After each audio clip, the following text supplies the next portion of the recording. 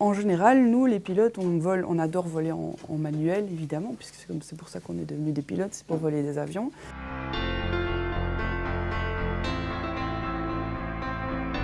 Bonjour, nous sommes à l'école de Lozelle à Louvain-la-Neuve et nous accueillons Magali Schiavione, qui est commandant de bord chez Brussels Airlines. On va parler aviation. Faites-vous des longs trajets? Quel est le plus long vol que vous avez déjà fait? Pour l'instant, je travaille chez Brussels Airlines, donc je fais l'Europe, donc la grande Europe, parce qu'on va on étend un petit peu, donc on allait à Tel Aviv en Israël, on va en Égypte aussi, ça c'est en Afrique, et puis on va au Maroc, on va aux Canaries, je ne sais pas si vous voyez, mais les Canaries, ça c'est nos vols les plus longs, hein. C'est en Espagne, mais c'est quand même très loin.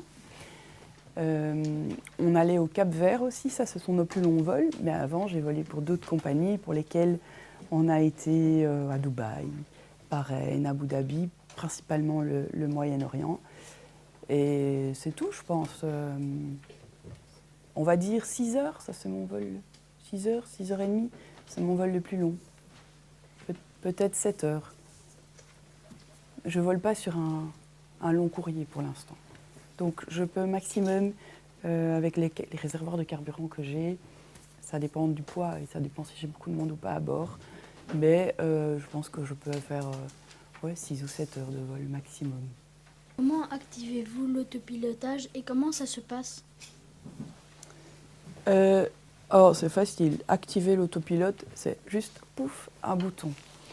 Mais comment ça se passe? Eh bien, déjà, en fait, on ne décolle jamais en automatique, on décolle toujours en manuel. L'avion ne sait pas décoller tout seul, mais l'avion sait atterrir tout seul, ce qu'on n'utilise pas.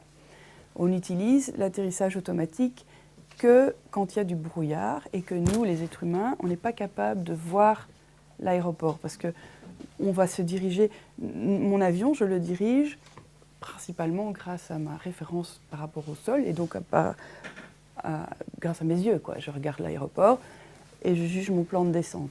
Maintenant, j'ai des aides au pilotage qui sont des balises radio qui envoient, si tu veux, comme un espèce de faisceau sur la trajectoire que je dois suivre pour arriver sur la piste. Et mon avion, il a un récepteur et il capte la bonne trajectoire et moi, je dois juste la suivre. Ça, c'est la procédure normale. Mais quand il y a du brouillard et que je ne vois rien, Airbus a inventé des systèmes dans l'avion qui sont couplés aux autopilotes et qui sont très très performants en précision, qui permettent à l'avion d'aller atterrir tout seul, même si je ne vois rien.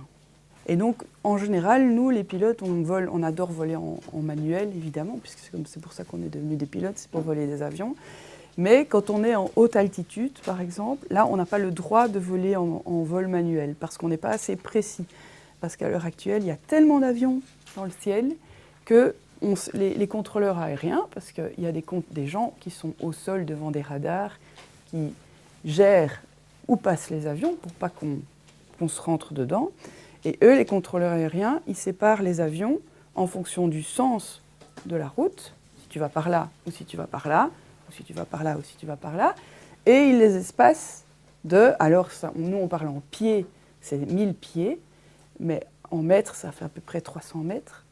Donc on est séparés de 300 mètres en hauteur. Un qui va par là, 300 mètres en dessous, un qui va par là, et encore 300 mètres en dessous, un qui va par là. Donc ça, c'est la gestion du contrôleur. Mais du coup, ça veut dire que moi, mon altitude, j'ai intérêt à la garder bien précise. Parce que si mon avion, ou si je suis un peu distraite, et que je descends un petit peu, et que le pilote d'en dessous, il est un peu distrait aussi, il monte un petit peu, là, on va se retrouver très très proche. Et ça, on ne peut pas.